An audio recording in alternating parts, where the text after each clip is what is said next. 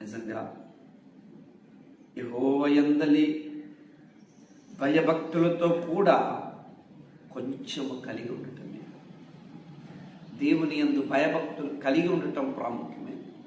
ఎంత డబ్బు సంపాదించావు, ఎన్ని ఆస్తులు కూడగట్టావు, ఎన్ని ఉద్యోగాలు సంపాదించావు, ఈ లోకంలో ఏమేమి సంపాదించావు, అది లోకం చూస్తుంది. అలాంటి వ్యక్తి ఏమేమి కలిగి ఉన్నాడు, ఎక్కడెక్కడ ఎన్ని సంపాదించాడు, లోకం అడిగింది, లోకం చూస్తుంది. వాటిని బట్టి లోకం అతిశయిస్తుంది. ప్రేమైన దేవుని వల్ల దేవుడు వాటిని లక్ష్య కట్టాడు.